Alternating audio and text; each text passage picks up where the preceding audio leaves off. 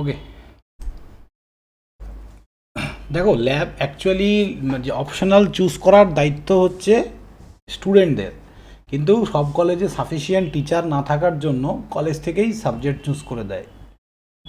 এটা একটা বড় সমস্যা, যদিও আমাদের সিস্টেমে কিছু করার নেই, কি করা যাবে। তো মাইক্রো হ্যাঁ কন্ট্রোলার, স্যার, আমিও কলেজে বলেছিলাম আমার একটা পছন্দ মতো, কিন্তু কলেজ থেকে দিল না। হ্যাঁ দিবে না তো, বললাম তো। মাইক্রো কন্ট্রোলার অ্যাপ্লিকেশান এটা আমাদের প্রীতম স্যার পড়াবে। তো যদি কোনো বইয়ের দরকার হয় স্যার সেটা বলে দেবে তোমাদেরকে, ঠিক আছে। স্যার প্রীতম স্যার কোনদিন পড়াবে, মানে রুটিনে লেখা নেই? হ্যাঁ আপডেট করে দেবে, করে দেবে, ঠিক আছে। দেন বিল্ডিং ইলেকট্রিফিকেশন এটা পড়াবো আমি। এটার কোনো বইয়ের দরকার নেই, যা নোটস দিব মোর দ্যান সাফিসিয়েন্ট। ওকে,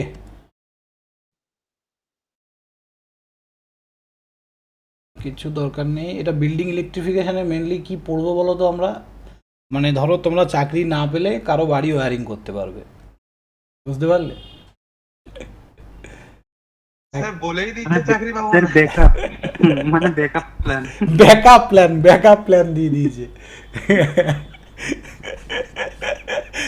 যাই হোক, নেক্সট হচ্ছে ইন্ডাস্ট্রিয়াল অটোমেশন অ্যান্ড কন্ট্রোল। এটা প্রিয়ব্রত স্যার পড়াবে। অটোমেশন অ্যান্ড কন্ট্রোল বলতে কিছুই না, ওই পিএলসি স্কাডা যে ব্যাপারগুলো, মেনলি আমরা অটোমেটেড কী করে করি সিস্টেমটাকে, সেটা। ইন্ডাস্ট্রিয়াল ড্রাইভ আমারই রেকর্ডেড কন্টেন্ট আছে, কোথাও যদি সমস্যা হয় পড়ে দেখো। ওই যে machine, industrial drive actually drives মানে হচ্ছে মেশিনের স্পিড কন্ট্রোল। তো অলরেডি তোমরা মেশিন পড়ে আসলে, তো ওই যে ওইখানে যে স্পিড কন্ট্রোলের যে সেকশনগুলো আছে ওগুলোই, ওই জন্য আমি আর রিপিট ক্লাস নেব না। পড়বে, কোথাও সমস্যা হলে আমাকে এই সোমবার করে বলবে, আমি বলে দেবো। তো ঠিক আছে, আমারই আছে 14 থেকে 15টা ক্লাস আছে, আর সাজেশন ওই 15টা কোশ্চেন আছে, ব্যাস 100% কমন। স্যার কন্টেন্ট গুলো অ্যাড করে দেবেন তো? হ্যাঁ প্রিভিয়াস ইয়ার কন্টেন্ট গুলো অ্যাড করে দেবেন তো? হ্যাঁ হ্যাঁ দিয়ে দেবো, আজকালের মধ্যে দেবো। ওগুলো একটু টাইম লাগছে, রিকভারি করে দিয়ে দেবো কালকের মধ্যে। স্যার এখানে কোন অথারের বই নিব? হ্যাঁ, কোন অথারের বই নিব এখান থেকে? ইন্ডাস্ট্রিয়াল ড্রাইভের জন্য তোমরা দুবে বলে একটা বই আছে, হ্যাঁ, DUBY আই থিঙ্ক, পুরো এক্স্যাক্টলি মনে নেই। দুবের একটা বই আছে, পাতলা চটি বই, ঠিক আছে। এমনি তুমি অনলাইনে লিখে সার্চ করবে যে ড্রাইভস বুকস বাই দুবে, পেয়ে যাবে, আচ্ছা, ওকে স্যার।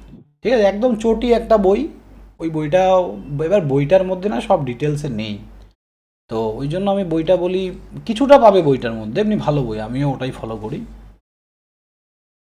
আচ্ছা, ওকে স্যার। স্পিড কন্ট্রোল যতটা আমি ডিটেলসে পড়িয়েছি ওই বইটাতে অত ডিটেলসে নেই। নেক্সট হচ্ছে তো ল্যাবরেটরি গেল। Illumination practice, illumination and traction, এইটা হচ্ছে অ্যাকচুয়ালি ইলেকট্রিক্যালের একটা খুবই গুরুত্বপূর্ণ সাবজেক্ট, যার নাম হচ্ছে ইউটিলাইজেশন অফ পাওয়ার। ও ইউটিলাইজেশন,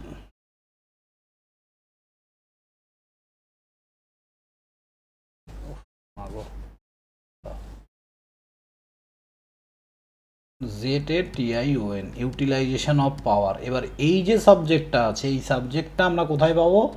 যাদের কাছে জেবি গুপ্তার বইটা আছে, মোটা বইটা, গীতা, ওই বইটাতে লাস্ট পার্টে। এই কোর্স অফ ইলেকট্রিক পাওয়ার এই জেবি গুপ্তের এই মোটা বইটাতে? হ্যাঁ হ্যাঁ হ্যাঁ হ্যাঁ হ্যাঁ, ওইখানে এটা পাবে, দারুণ করে পড়ানো আছে, দারুণ মানে এক্সিলেন্ট লেভেলে আছে। তো এবার আমার মতে অ্যাজ এ কেউ যদি গভর্নমেন্ট জবের প্রিপারেশন করো, দুটোই পড়া উচিত, বাট এটা অপশনালে দিয়ে দিয়েছে, এটা খুবই ভুল করেছে।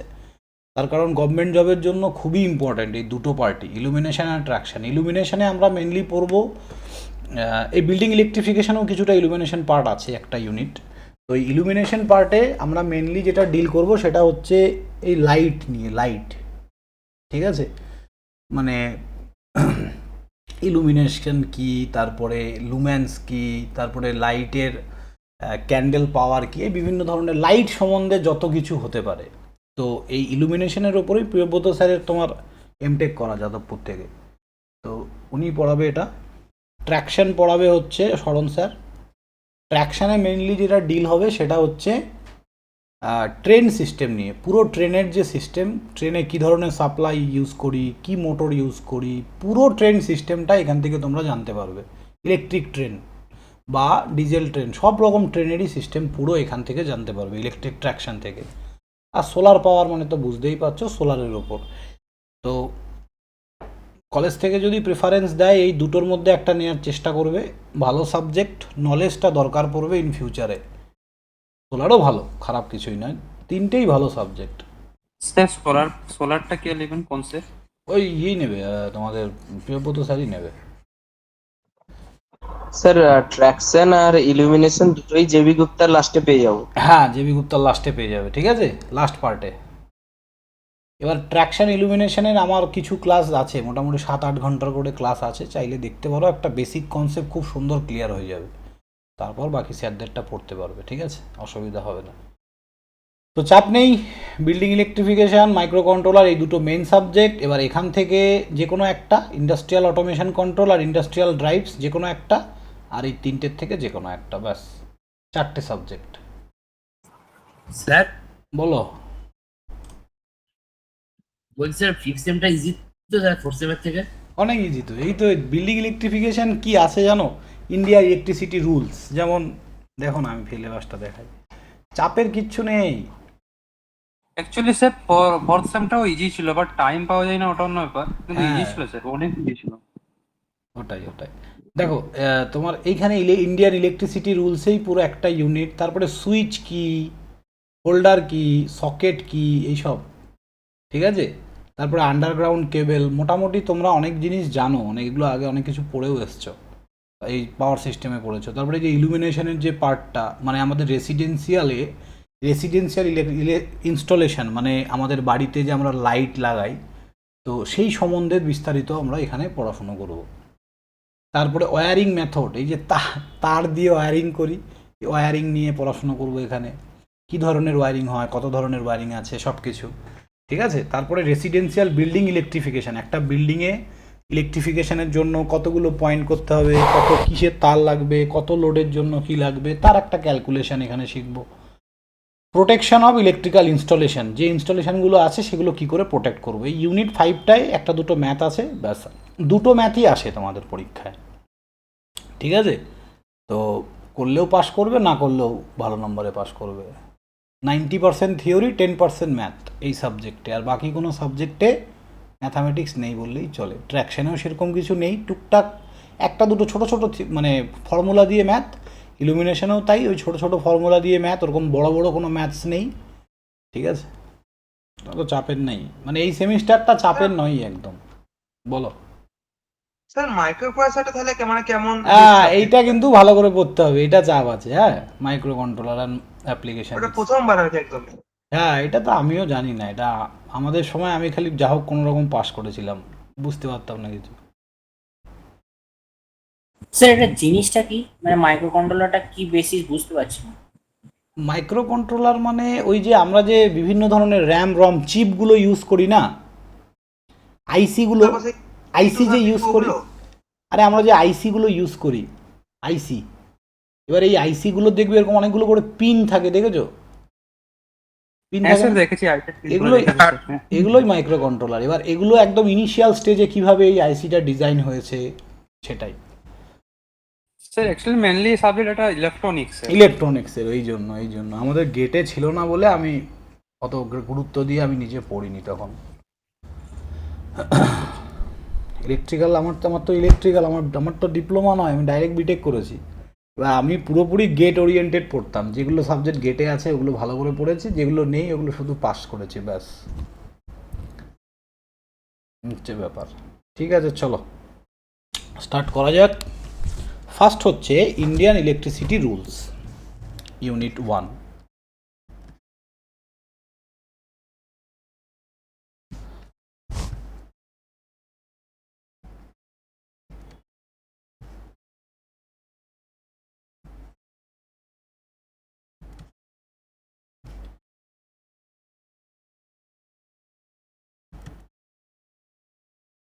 স্যার রেকর্ডিং চালু করেছেন? হ্যাঁ, রেকর্ডিং তো এই তো হচ্ছে। Indian electricity rules, first rules 30। সব রুল পড়ার দরকার নেই, আমি যেগুলো পড়াবো ওগুলো পড়লেই হবে, ওখানে প্রচুর রুলস দেওয়া আছে, দরকার নেই অত। ফার্স্ট হচ্ছে রুলস 30, হ্যাঁ, সাবজেক্টটা হ্যাঁ, এটা কোন সাবজেক্টটা? Building electrification, service line and apparatus on consumer premises.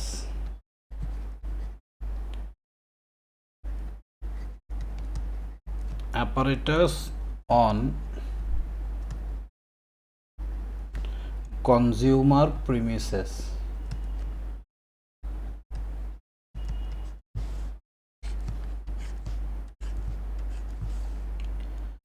Sir এগুলো নোট ডাউন করবো তো?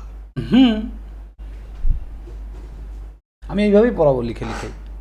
দেখো কি বলেছে, রুল নাম্বার 30, মানে ইন্ডিয়ান ইলেকট্রিসিটি যে রুল 30 নম্বর রুলসে কি বলা আছে, তার টপিকটা হচ্ছে সার্ভিস লাইন সম্বন্ধে বলা আছে, এবং apparatus on consumer premises. Consumer premises মানে আমি বা তোমরা সবাই কনজিউমার, আর সাপ্লায়ারকে এখানে WBSCDCL বা যারা কলকাতায় থাকো CSC। তো এই যে তোমার দেখো, তোমাকে তোমার বাড়িতে ও একটা মিটার দিয়েছে, আরও অনেক যন্ত্রপাতি দিয়ে চলে গেছে, ওখানে রেখে গেছে। তো এই যে এই জিনিসগুলো যেগুলো তোমার বাড়িতে আছে, তার উপর রুল নাম্বার 30-তে বলা আছে। কি বলা আছে বলছে, the supplier shall ensure that the supplier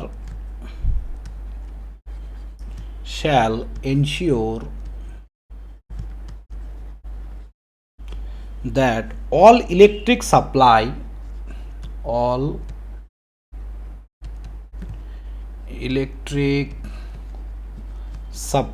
lines,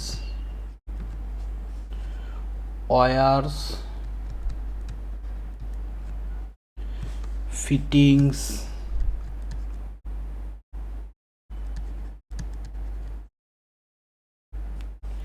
and apparatus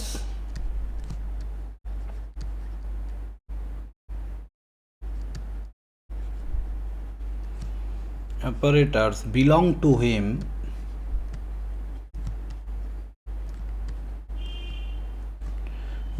him or under his control,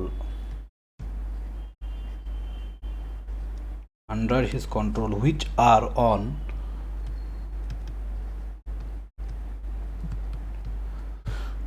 on a consumer premises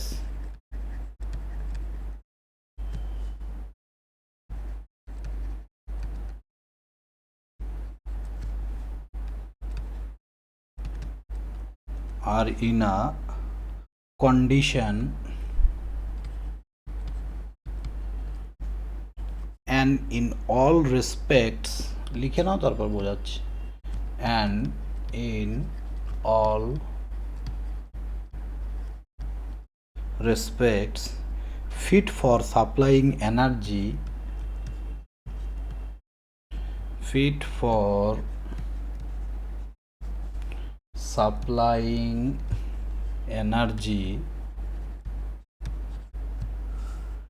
and the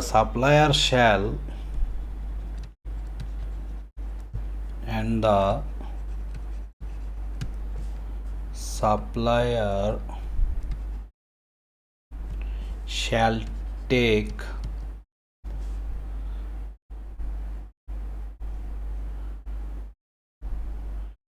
precaution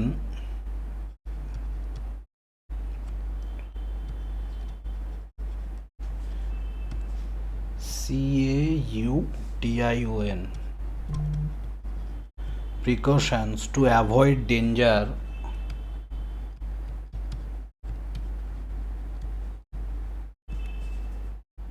arising on such premises,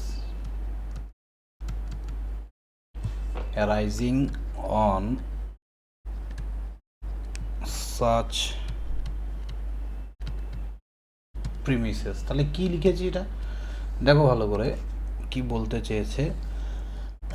বলছি the supplier shall ensure that, supplier মানে যে তোমাকে supply দিচ্ছে, যেটা WBSCDCL বা CSC যাই হোক, ensure করবে যে all electrical supply lines, wires fittings and apparatus, যা যা দিয়েছে তার ফিটিং, তারপরে যা যা অ্যাপারেটার লেগেছে। হ্যাঁ হ্যাঁ, স্ক্রিনটা দেখা যাচ্ছে না।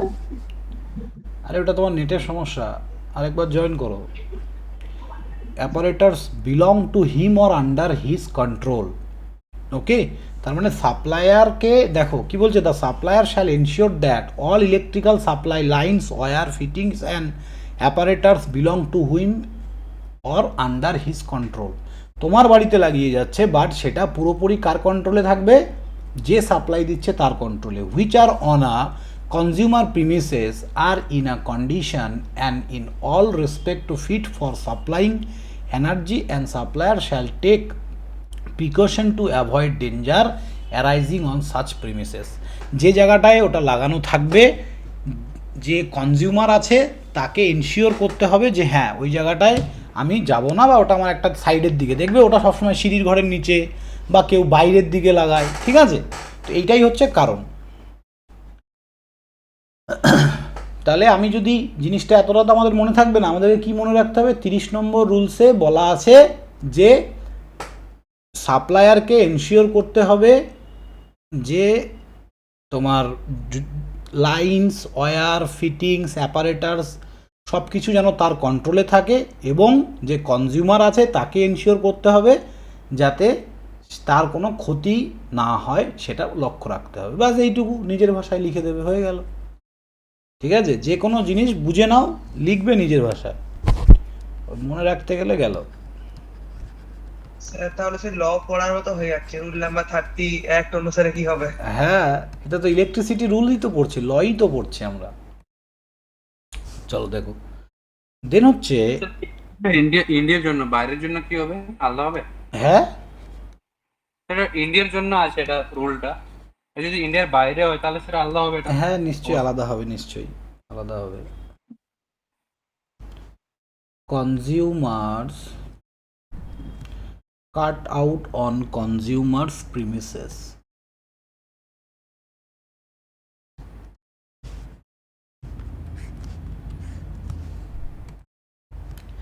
কি বলেছে, the supplier shall provide a suitable cut out,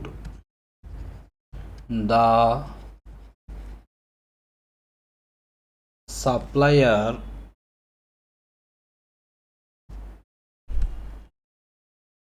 shall provide a suitable cutout in each conductor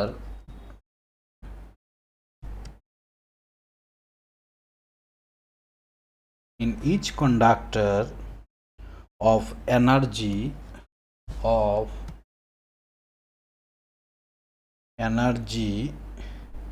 service line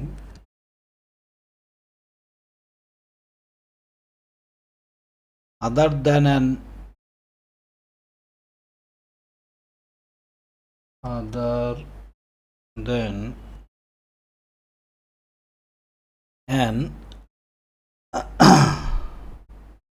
earthed or earthed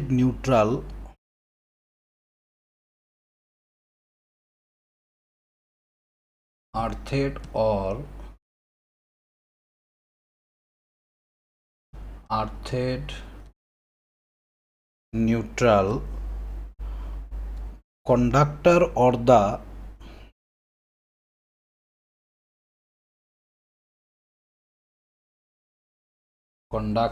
or the earthed external conductor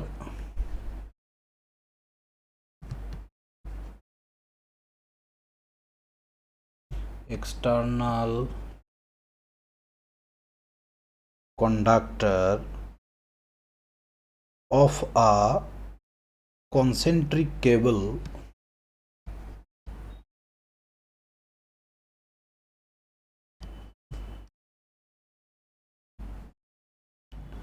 within a consumer premises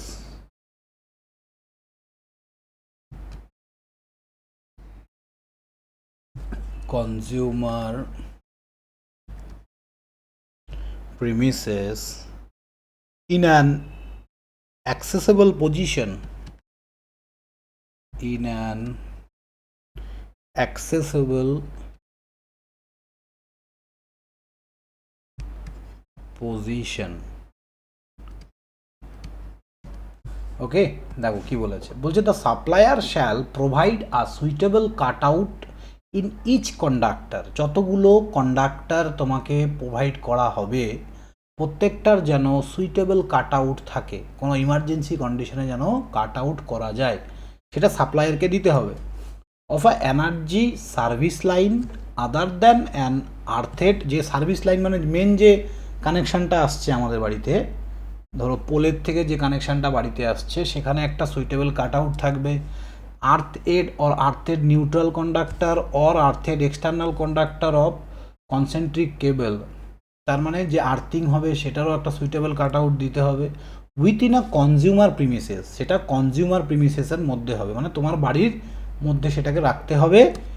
in a accessible position, যেন সেখানে সবার হাত যায়। কোনো কারণে যদি আমাদেরকে main switch নামাতে হয় বা কোনো এমসিবি বন্ধ করতে হয়, সেটা যেন আমরা করতে পারি, জিনিস, তাই না? জেন হচ্ছে রুল 46, না নেক্সট পেজে লিখি, চলো, হয়েছে এই পর্যন্ত সবার? হ্যাঁ স্যার হয়েছে। ওকে, রুল 46। স্যার 31 পর আর কিছু নেই? 41 পর আর 46 না না না না না, বললাম তো সব সব পড়তে হবে না, তো লাগবে না, যে কটা আমি পড়াবো ওগুলো করলেই হবে। Periodical inspection and testing of installation.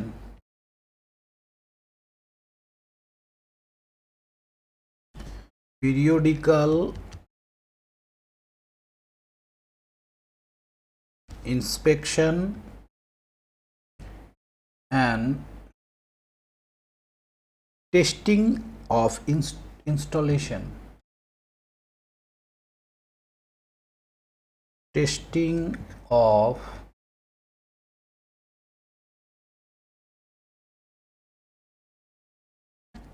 installation.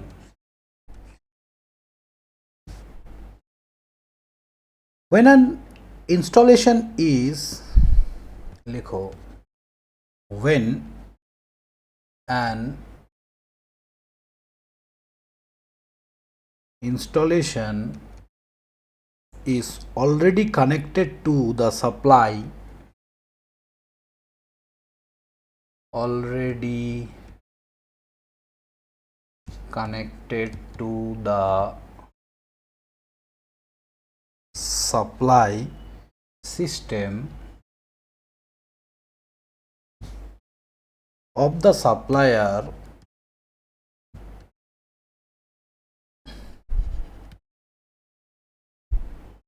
every such installation shall be, every such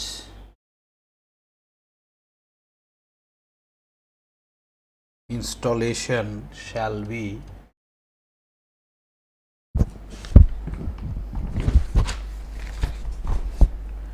periodically inspected,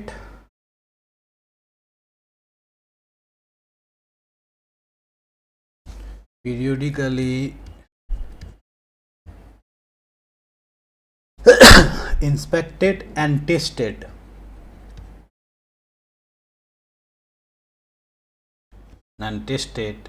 at intervals, at intervals not exceeding 5 years, not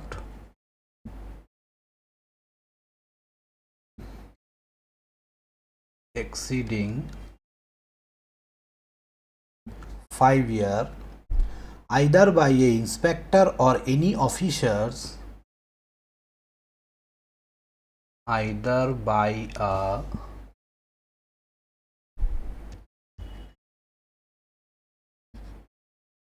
inspector or any officer appointed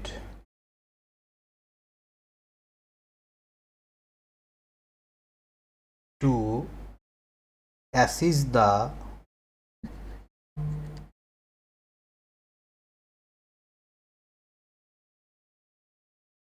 inspector or by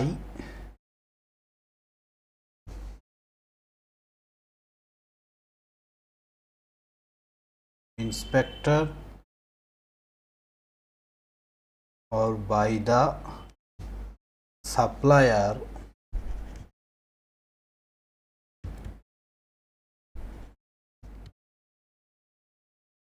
as may be directed by the state.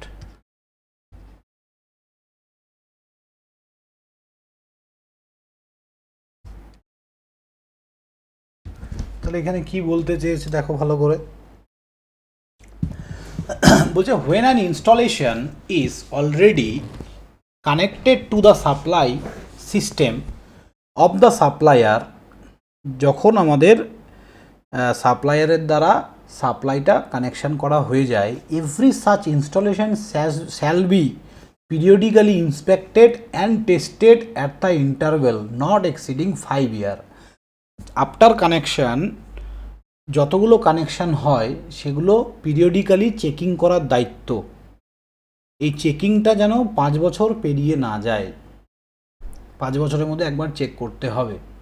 by an inspector or any officer appointed to assist the inspector or by the supplier as may be directed by the state, কোনো একজন অফিসারকে এসে সেটা check করতে হবে যাকে state appoint করেছে, state government. কিন্তু আমাদের বাড়িতে একবার কানেকশন দেওয়ার পরে আজ পর্যন্ত কোনোদিনও আর চেকিং হয়েছে বলো? 20 বছর অবধি দেখিনি। 20 বছর পর্যন্ত দেখোনি? হ্যাঁ, ওই রুলসের মতনই লেখা আছে, জাস্ট আর কিছু না। ফোন করে ইঞ্জিনিয়ারকে পাওয়া যায় না, আবার ও বাড়িতে এসে চেক করবে নাকি? কারেন্ট চলে গেলে তো দুদিনের আগে নয়। এটা পুরো হাস্যকর ব্যাপার। হ্যাঁ দেখো, রুলসে কিন্তু বলে দিয়েছে যে 5 বছরের মধ্যে চেক করতেই হবে। প্রতি 5 বছরে তোমার বাড়িতে এসে ওর দায়িত্ব সমস্ত কানেকশন ঠিক আছে কিনা সেটা চেক করা। স্যার এটা একবার করে দিলে লাইফ টাইম আসবেই না। না,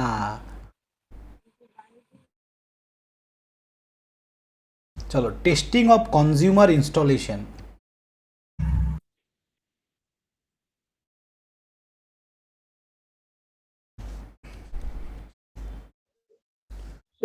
কিরকম বুঝতে পারছি না তোমার কথা।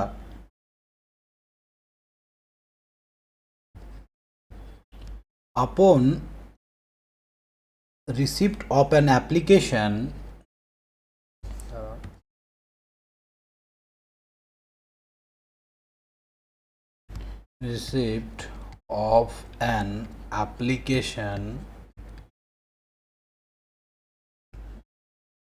for a new or additional supply, for a new or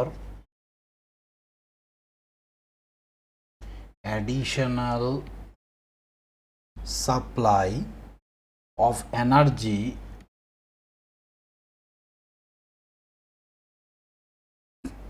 and before connecting the supply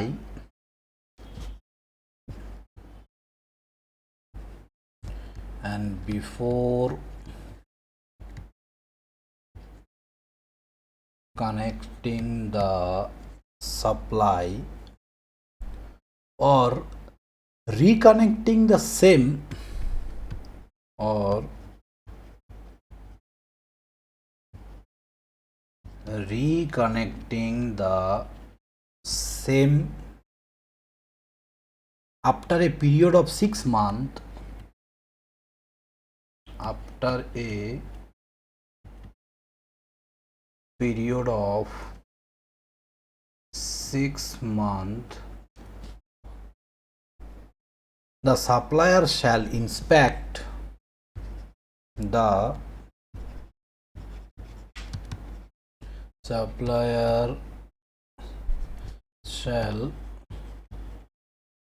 inspect and test the applicant installation and test the applicant's installation কি বলেছে দেখো, বলছে টেস্টিং অফ কনজিউমার ইনস্টলেশন, মানে কনজিউমার যদি কোনো রকম কোনো নতুন কোনো কানেকশন ইনস্টল করে বা নতুন কানেকশন দরকার বা কোনো কিছু নতুনভাবে কিছু কানেক্ট করলো, সেক্ষেত্রে upon receipt of an application for a new or additional supply of an energy and before connecting a supply or reconnecting the same after the period of 6 months, the supplier shall inspect and test the applicant's installation. এবার কোনোভাবে ধরো তুমি একটা application করলে আমার নতুন connection দরকার বা পুরনো মিটার হয়ে গেছে ওটাকে চেঞ্জ করে নতুন মিটার চাইছো, সেক্ষেত্রে 6 মাস পিরিয়ডের মধ্যে টেস্টিং করা দরকার। ঠিক আছে, এটাই বলতে চেয়েছে 6 months the supplier shall inspect and test the applicant installation. এবার কোনো কারণে ধরো তুমি এটা তোমাকে পারমিশন দিয়ে দিল যে ঠিক আছে তুমি নিজে এই কানেকশানটা করে নাও, ধরো একটা অ্যাপ্লিকেশন করে তুমি পারমিশনটা নিলে, তো পারমিশন নেওয়ার পর সেই কানেকশানটা যেন সাপ্লায়ার 6 মাসের মধ্যে এসে চেক করে যায়, এটা হচ্ছে রুলস। ওকে চলো এবার নেক্সট, এবারে আর এগুলো বড় বড় নেই, এগুলো ছোট ছোট ছোট ছোট, আর এগুলো ইন্টারেস্টিং এর পরে এগুলো। চলো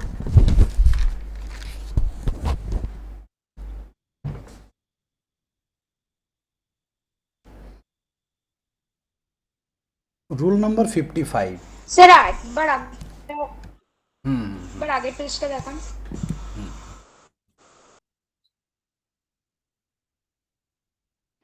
হ্যাঁ sir.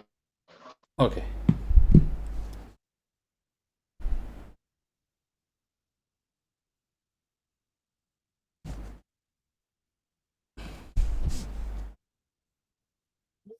maximum variation in frequency, maximum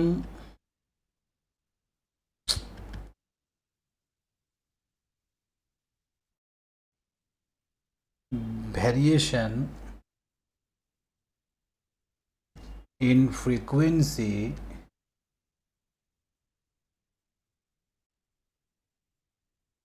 plus minus 3%। ওকে, তার মানে রুল নাম্বার 55 মানে 55-এ যেটা বলা আছে সেটা হচ্ছে ফ্রিকোয়েন্সি ভ্যারিয়েশন আমাদের 3%-এর বেশি হওয়া যাবে না। Very very important, not only exam, also competitive এক্সামের জন্যও খুব ইম্পর্টেন্ট। ওকে, তাহলে ম্যাক্সিমাম ফ্রিকোয়েন্সি আমাদের কত হতে পারে? ম্যাক্স ফ্রিকোয়েন্সি 50 হার্জ আমাদের স্ট্যান্ডার্ড ফ্রিকোয়েন্সি, 3% মানে কত হবে? 51.5%।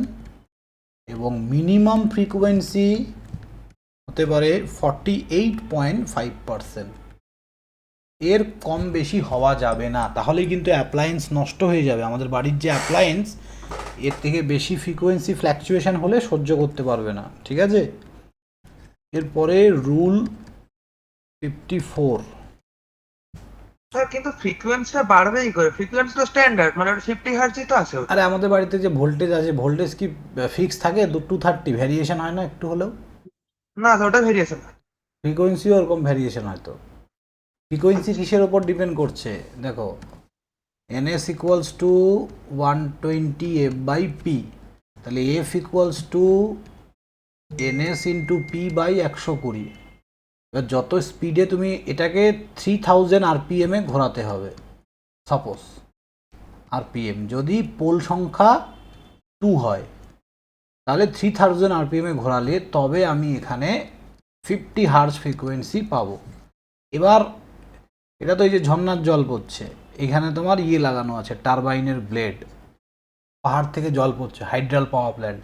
এবার এই জলের যে ফ্লোর স্পিডটা একটু 19-20 হলেই এখানে স্পিডটা টারবাইন ব্লেডের স্পিড কমবে বাড়বে।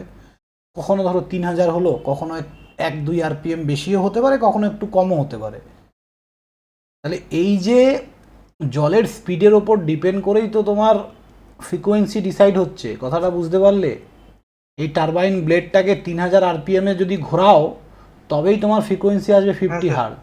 যদি এটা এক বেশি, এটা ধরো 3-4 বেশি আরপিএম হয়ে গেল বা 3-4 কম হয়ে গেল, সেক্ষেত্রে ফ্রিকোয়েন্সিটা একটু ফ্ল্যাকচুয়েট হবে কি না? হ্যাঁ স্যার হবে। বা টারবাইন ব্লেড আমরা স্টিম দিয়ে ঘোরাই, তাহলে যে জিনিসগুলো দিয়ে আমরা টারবাইন ব্লেডটাকে ঘোরাচ্ছি এটা অ্যাকুরেট 3000-এ ঘোরানো একটু ডিফিকাল্ট। কথাটা বুঝলে ব্যাপারটা? হ্যাঁ স্যার বুঝতে পেরেছি, মানে ওটা মোটরের উপরে স্পিডের উপর ডিপেন্ড করছে ওটা। হ্যাঁ, না ওই ওই যে জল পড়ার স্পিডের উপর ডিপেন্ড করছে, তারপর আচ্ছা। স্টিমের উপর ডিপেন্ড করছে। স্টিমটা সোজা গিয়ে টারবাইন ব্লেডে ধাক্কা খাচ্ছে, তার জন্য তো টারবাইন ব্লেডটা ঘুরছে। হ্যাঁ স্যার। এই তো। চলো next, rule 54, how much voltage variation is possible in a consumer?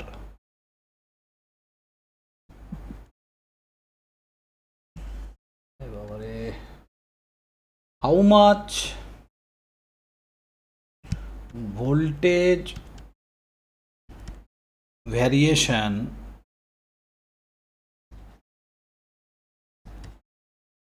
is possible for consumer? কনজিউমারের জন্য কতটা ভোল্টেজ পসিবল, মানে ভোল্টেজ ভ্যারিয়েশন পসিবল হবে, এটাও খুব ইম্পর্টেন্ট। তার মানে ভোল্টেজ ভ্যারিয়েশনটা ডিপেন্ড করে কতটা, যদি লো অ্যান্ড, এখানে কনজিউমার বলতে সবাই, তুমি আমি, তার সঙ্গে ইন্ডাস্ট্রি, হাসপাতাল, কলেজ, সব যাদের লো ভোল্টেজ বা মিডিয়াম ভোল্টেজে চলে, মানে ছোটোখাটো ইন্ডাস্ট্রি বলতে পারো মিডিয়াম ভোল্টেজে চলে 440, আর লো ভোল্টেজ মানে আমরা যারা কনজিউমার, যাদের বাড়ি ঘর আছে, বাড়ির সাপ্লাই, আর মিডিয়াম বলতে হাসপাতাল, ছোট ফ্যাক্টরি, এগুলো। তাহলে এইখানে ভোল্টেজ কত হবে? ±6% ম্যাক্সিমাম ভ্যারিয়েশন।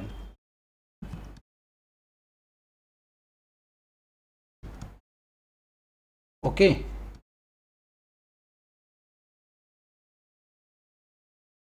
Is possible 6%। আর হাই অথবা এক্সট্রা হাই ভোল্টেজ,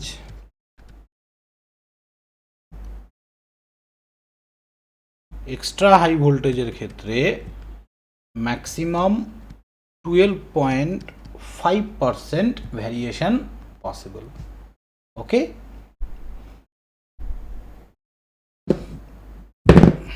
চলো নেক্সট, এবার রুল 61।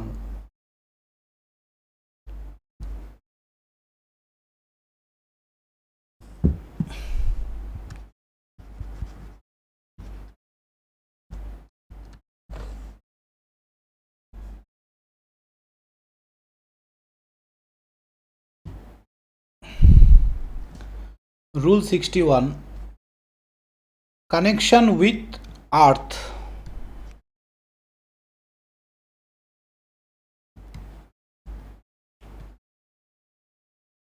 যারা ভাবছো আপকামিং গভর্নমেন্ট জবের এক্সামে বসবে, আমার এসএসসি যেই ভিডিওগুলো দেখো, ফ্রিতে পড়াচ্ছি, ফলো করো ক্লাসগুলো, ঠিক আছে? Connection with earth. If voltage is more than 125, then earth is must be required. যদি কোথাও ভোল্টেজ 125-এর বেশি হয়, if voltage is more than 125 volt, then earthing is must. Okay, then rule 90,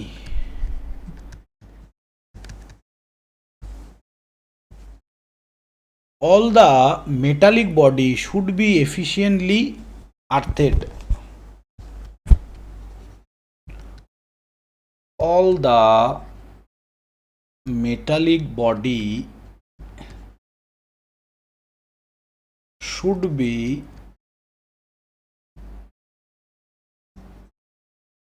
efficiently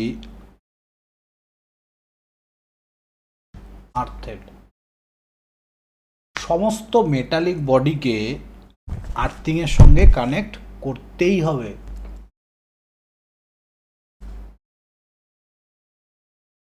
বুঝছে? তাহলে নেক্সট পেজে যাব।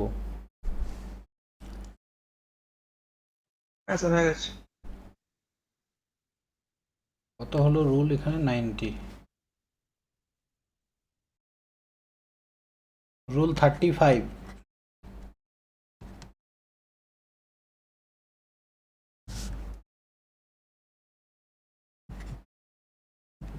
স্যার এখন 90 হলো, আবার এখন 35, মানে রুলগুলো কি এইভাবেই সাজানো থাকে? না না না না, আমি একটু উল্টোপাল্টা করে সাজিয়ে লিখেছি আর কি। Cash or notice or warning plate, ওকে।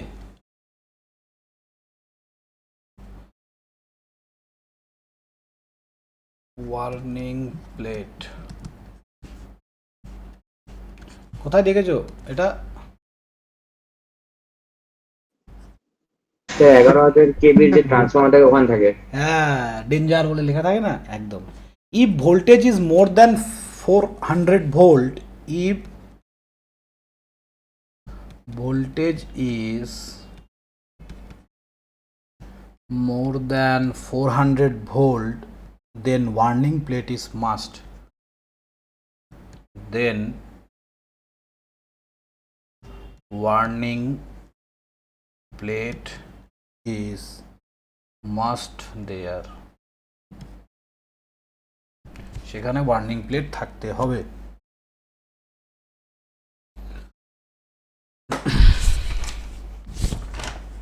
বুঝেছে?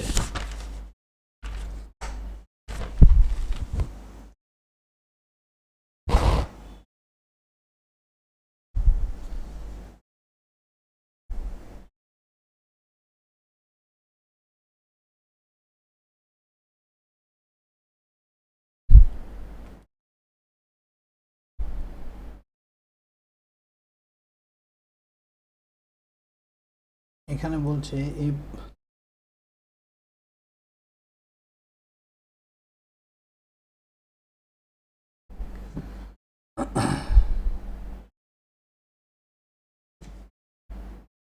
রুল 49 মিনিট দাঁড়াও।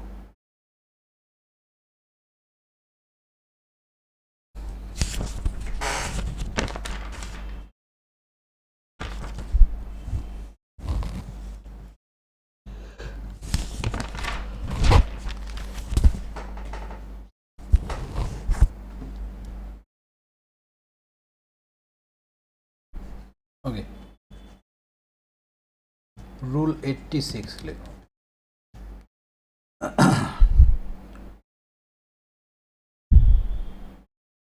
দেখো, দেখবে তোমরা যে আমাদের যে হাই টেনশন লাইনগুলো আছে ওইখানে একখানা তার থাকে, ওটাকে আমরা কমিউনিকেশন লাইন বলি, কমিউনিকেশনের লাইন, ঠিক আছে?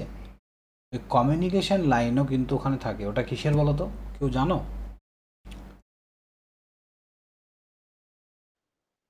ফোনের তার, উপরে টাওয়ারের উপরে যেটা থাকে সেটাই কমিউনিকেশনের তার, ফোনের তারও থাকে একটা, বুঝতে পেরেছো?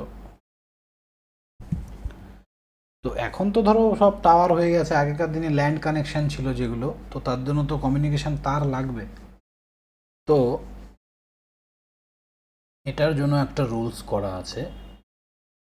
ধরো এটা আমাদের একটা পোল, ঠিক আছে, এইভাবে দুটো তার আছে, যাই হোক, এটা আমাদের transmission line,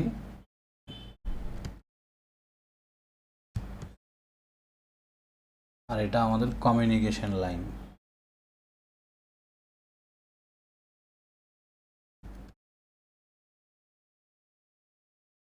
Communication line. Condition to be applied when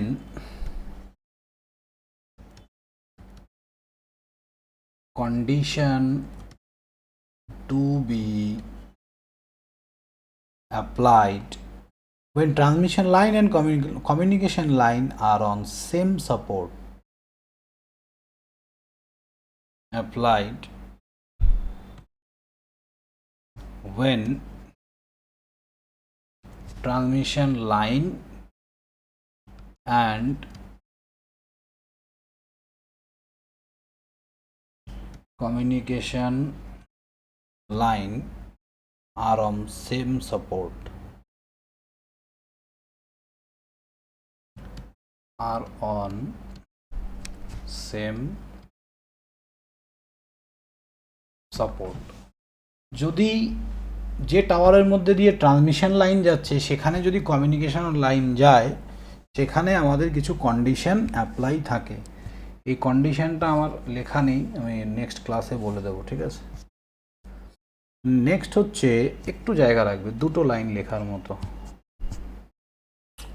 next হচ্ছে রুল নাম্বার 77, খুবই ইম্পর্টেন্ট এটা পরীক্ষার জন্য। Rule 77, minimum clearance above the ground, মানে তারের হাইট বা টাওয়ারের হাইট কত হওয়া দরকার সেটা নিয়ে এখানে ডিসকাশন করা আছে। Minimum clearance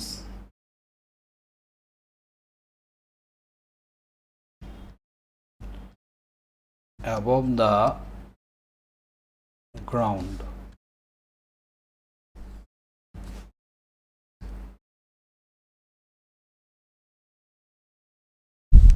okay, along the street, প্রথম পার্টটা হচ্ছে অ্যালং দ্য স্ট্রিট,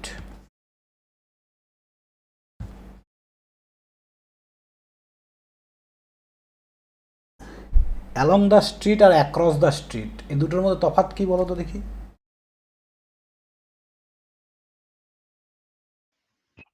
অ্যালং মানে হচ্ছে রাস্তার সাথে, রাস্তার ধার দিয়ে হ্যাঁ, আর অ্যাক্রস মানে হচ্ছে এপার ওপার যাবে। হ্যাঁ, তাহলে যখন আমরা অ্যালং দ্য স্ট্রিট মানে রাস্তার ধার দিয়ে, তখন লো ভোল্টেজ বা মিডিয়াম ভোল্টেজের ক্ষেত্রে হাইট হবে, মানে কন্ডাক্টরের হাইট হবে minimum 18 feet.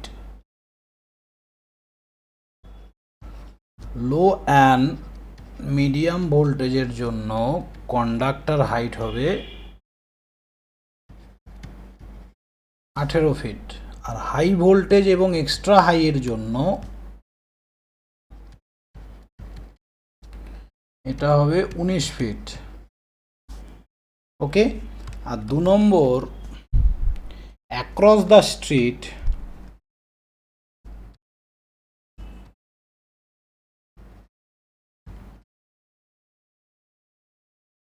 Low voltage and medium ভোল্টেজের ক্ষেত্রে হাইট হবে 19 ফিট, কারণ রাস্তার এপার ওপার, বুঝতে পারছো তো? আর একটা হচ্ছে এইচভি এবং ইএইচভি এক্সট্রা হাই ভোল্টেজের জন্য এটা 20 ফিট।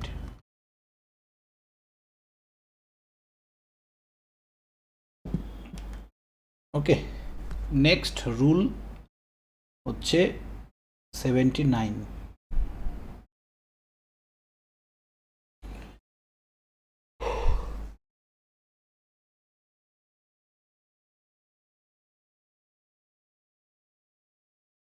স্যার একবার প্রিভিয়াস পেজটা একবার ওপেন করুন।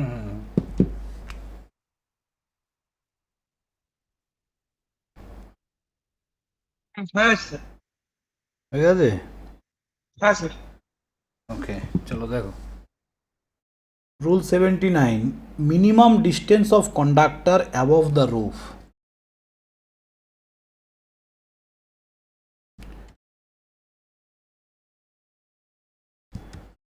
Distance of conductor above the roof মানে কি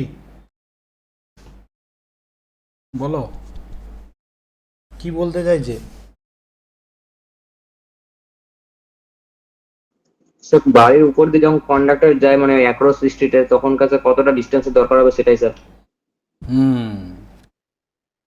ঠিক আছে, মানে আমাদের বাড়ির ধার দিয়ে বা বাড়ির ওপর দিয়ে বা বাড়ির সামনে দিয়ে যখন যাচ্ছে কন্ডাক্টর, তখন তার কি হওয়া উচিত? যদি আমাদের বাড়ি প্লেন রুফ হয়, আমাদের বাড়ির ছাদটা যদি ছাদ হয়, ঠিক আছে, মানে মানে বাড়ির ইয়েটা প্লেন হয়, প্লেন রুফ যদি হয়, সেক্ষেত্রে ভার্টিক্যাল ডিস্টেন্স হতে হবে। ধরো এটা আমার বাড়ি, এবার একটা ভার্টিক্যাল ডিস্টেন্স হবে আর একটা হরিজন্টাল ডিস্টেন্স হবে। তো ভার্টিক্যাল ডিস্টেন্সটা হবে 8 ফিট আর হরিজন্টাল ডিস্টেন্সটা হবে 4 ফিট মিনিমাম। সেই হিসাবে আমাকে বাড়ি বানাতে হবে। আর যদি তোমার বাড়ি আগে থেকে থাকে তাহলে সাপ্লায়ারকে সেই হিসাবে কানেকশন দিতে হবে। ভার্টিক্যাল ডিস্টেন্স হতে হবে 4 ফিট আর হরিজন্টাল ডিস্টেন্স হচ্ছে 8 ফিট। মানে এই তো বাড়ি, এই ডিস্টেন্সটা এটা যেন 4 ফিট হয় এবং এইখান থেকে ডিস্টেন্সটা এইটা যেন 8 ফিট হয়। মানে বাড়ির স্যার উপর উল্টা লেখা হয়ে গেছে তো। হ্যাঁ, স্যার ওই উপরেরটা স্যার 8 ফিট করে দিয়েছেন। উপরেরটা 8 ফিট বুঝলাম না, না এটা ভুল হলো, এই জায়গাটা এইটা 8 ফিট হবে, তাই না? ভার্টিক্যাল ডিস্টেন্সটা এটা 8 ফিট হবে, মানে এই হাইট থেকে এই হাইট, আর এটা যেন 4 ফিট হয়। তার মানে ধরো এটা তোমার বাড়ি, 4 ফিটের মধ্যে তো তুমি তার রাখতেই পারবে না, তার মানে এমনি অলরেডি 4 ফিট দূরে। এবার এইখান থেকে এই যে হাইটটা, এই হাইটটা যেন এইখান থেকে মিনিমাম 8 ফিট হয়। তোমার বাড়ির ধরো এটা ছাদ, তো এই ছাদের লেভেল বরাবর এই হাইটটা যেন 8 ফিট হয়। বুঝতে পারলে ব্যাপারটা? মানে যা তার যাবে। ওগুলো কিন্তু রুলেই বলা আছে। হ্যাঁ ওগুলো কিন্তু রুলেই বলা আছে। হ্যাঁ, ওটাই তো। মানে রিয়েলে কি হয়, মানে রিয়েলে ছাদ থেকে হাত বাড়া ধরে যাবে। হ্যাঁ, নারকেল গাছের ভেতর দিয়ে চলে যাচ্ছে কারো বাড়িতে। হ্যাঁ, চলো চলো। আর যদি পিচ রুফ হয়, পিচ মানে, পিচ কথাটার মানে হচ্ছে ঢালু। পিচ রুফ যদি হয়, পিচ কথাটার মানে ঢালু, মানে তোমার বাড়ির ছাদটা যদি এরকম হয়, টিনের হয় অনেকের বাড়ি, তো সেক্ষেত্রে ভার্টিক্যাল ডিস্টেন্স হবে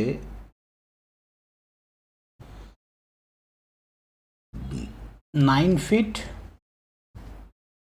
আর হরিজন্টাল 4 ফিট।